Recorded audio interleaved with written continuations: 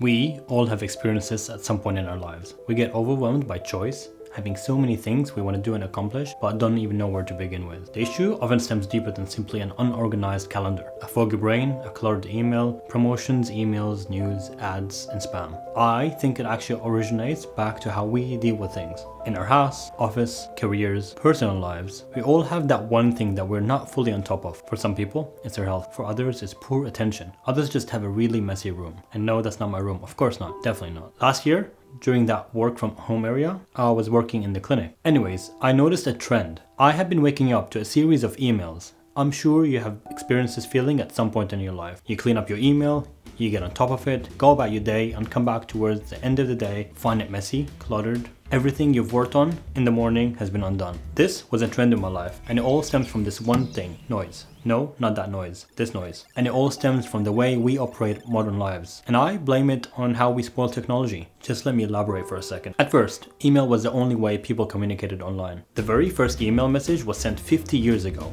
in the spring of 1971, by a guy called Ray Tomlinson at BBN. Since then, the incredible spread of email has unleashed an unimaginable torrent of communications into our daily lives. And to this day, we still have not made much progress recovering from it. As knowledge seekers, despite our best efforts, we're still struggling to process our emails, let alone use that flood of information for any productive purpose. Each new wave of productivity tools tries to solve the problems that the last one caused. And unfortunately, there doesn't seem to be any way around it. Like most great technologies, these revelations begin as blessings, but eventually turn to become an inconvenient hassle. But the thing is, if you're just like most people, you may use your email for many purposes, not just its original purpose. You use your email to communicate with people, businesses, use it as a traditional to-do list. You even may use it to jot down notes and ideas, and you may even use it as a reminder to manage your event and life commitments. Each of these tasks require a different set of tools. Author David Allen released a book. This book defined the modern practice of personal effectiveness. It's called Getting Things Done. The incredible popularity of Getting Things Done is that it inspired the rise of like a whole new genre of software. They're called task managers. So what are task managers? Task managers are to-do list apps which were created to take over the things that you actually have to do. And as the GTD method sought, it wanted to create an effective system for managing open loops. But see, the thing is, the success of task managers is kind of what led to their demise at the end. People like you and I use these apps for, well, anything you could think of, from taking notes to capturing random ideas, and then task overwhelm happens. The actionable items in our lists get cluttered, full of stuff that we might not need.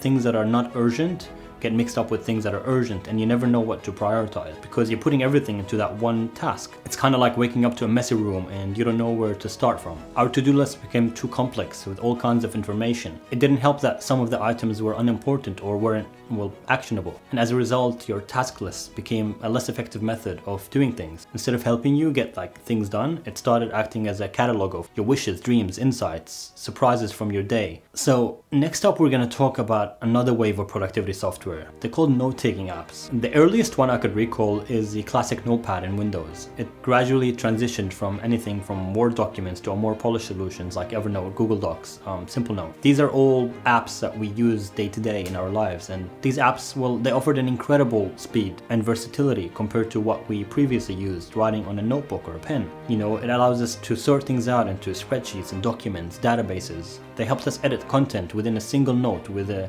single mouse click. You click it and you don't have to wait anymore to open a file. You can search through hundreds of or even thousands of files quickly, efficiently, save images, websites alongside text, and sync our notes automatically across multiple devices. But then again, the classic thing strikes again. Overwhelm happens. You collect too much stuff, process your notes, but don't have a knowledge system, a way to sort these information out. These systems allow you to store so many information in it, but there's no way to sort it out, to bring them back to you when needed, and most importantly, kind of link them with each other. Eventually, what seems to happen is that somehow you never revisit your notes you've collected. You end up unable to achieve daily usefulness from these notes you've previously collected. You've collected so many notes, but there's no real way to use them. Note-taking apps are becoming less effective, less popular. There's a new trend emerging now. They're called personal dashboards. So what are personal dashboards? It's a unique category of some evolution that happened when you merge the classic note-taking app with the to-do lists, and merging all these apps together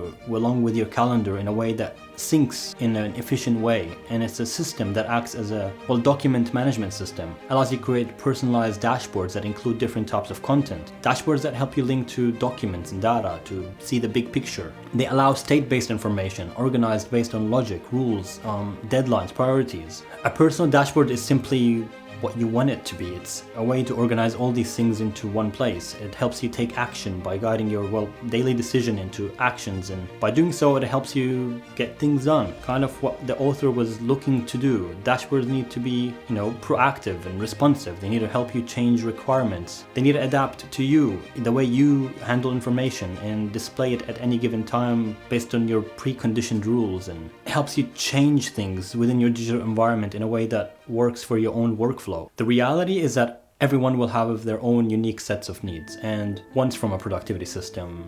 It could be something specific to you, or it could be something you've adopted from others. So my role in this video is to help you share what I actually use. It can perhaps give you an idea of how my workflow works and why I make it work like that, so it can work for your needs. And I personally wish I found something similar to this a while ago when I was experimenting with all these different apps. Doing so would have helped me save so much time trialing many productivity tools. Instead of, trying everything, I could focus on the one thing and actually eventually get to the point where I want to get things done. If you watch Ali Abdaal or Thomas Frank or other YouTubers who preach productivity, you may have heard of this thing called the second brain. It's a popular concept because it allows you to efficiently offload a lot of the information that you experience on a day-to-day basis, because it allows you basically to utilize all these complex information swirling through your mind. Instead of having one mind to do it, you get another electrical, technologically advanced mind that you can save all this information in instead of trying to use normal recall. Truth is, every new generation of productivity software builds upon a previous generation rather than replacing them entirely. And here's what I actually use. Why Notion? I like the way it has a good writing system. It allows me to embed articles and link articles to each other. It provides a more modern solution to Microsoft Word or Google Docs. I use a Notion template by Thomas Frank. I use it to organize all my notes, project management systems into one place, and it's actually super cheap to use compared to other polished solutions because, well, the monthly fee of it is very cheap, and if you're an education student, you can get it even cheaper. So I will link that in my bio. And I'll also link Thomas Frank's productivity tool because I use it for my meeting notes. I use it for book summaries. I use it for big picture projects. And most importantly, I actually use it to make these videos on YouTube. It helps divide a larger project of a YouTube video into tasks and steps that I have determined and I can follow through with the help of what comes with the template and my actual workflow to get something that works for me. I also use Spark Mail. I have tons of email addresses and I wanted a way to keep them all in one place and check and sync them across different iOS devices so I can schedule my emails and send them later. Use reminders based on what emails I get. So I chose Spark because it's a clean interface and it seems to work. I've tried a lot of other ones and it's a one that seems to continuously work. For my calendar use, I actually use Fantastical. I'm a bit lazy. I like to type things the normal way. So when I go to a barber appointment, I just want to type that, I have an appointment on Monday in 2 weeks at 8 a.m. and I want you to remind me 2 hours before, and bam, it does it. There's less thinking involved. I just write it in my normal plain text and it converts it to an event based on the information I put in normal language, which I really appreciate. Apple Notes. I use that as my note-taking app and I use it because it's simple and it syncs across all my devices. It's secure and I actually have a lot of cluttered notes. I don't use Apple Notes as an organized way of writing things. I actually just put anything in my head into notes and eventually I'm able to retrieve it by just searching them up. So I don't have an actual system of using Apple Notes. I just write whatever's on my mind and move on. So for me, it's a messy way that's at least memorable. So I can find it later on if I need to across my multiple devices. It's a perfect place for when I need something. I just search for it, I find it and move on. For tasks, I use Things 3. The reason I do it is you buy it once and you're done. There's no monthly subscription associated with Things 3. And that's to me is a big one. But also because it's a simple to-do list. It can partition your tasks into bigger projects and you can create deadlines and recurring tasks, and most importantly it has a beautiful interface, making it really nice to use. Now, time tracking. This is a big one, and it's a big one for me because it's something I recently came to discover, and to me it's been life-changing. It's important for me because I can stay accountable in these tasks, as no matter how much organized I can be, I'm still prone to being distracted by YouTube, social media, emails, or just messages. So what do I use? Well, I use an app called Rise. It's a smart tracker with the privacy being at the core of what they do. It lists what it does, and I reached out to them a couple of months of using it, and because I was starting to recommend it to my friends, I'm like, look, check out this app. It's a really cool app to use and it kind of keeps you accountable. At least it did for me. And I asked if I can get you guys a discount to use Rise so you can try it out and see if it's actually worth it. And honestly, it really is. I mean, look at it. Look at this dashboard. Look at this report I get at the end of the day. I mean, look at this report I get towards the end of the week. Simply put, Rise makes it very rewarding to be productive. And once you assign the tasks that Rise needs to do, you're done. No need to reconfigure things. It starts to know what you are up to, whether you have a meeting, whether you're on Facebook, or whether you've gone down a shopping spree. If you want to check out Rise, there's a link in the description and you will get 25% off for the next 3 months using the code OSAKET, Osaket.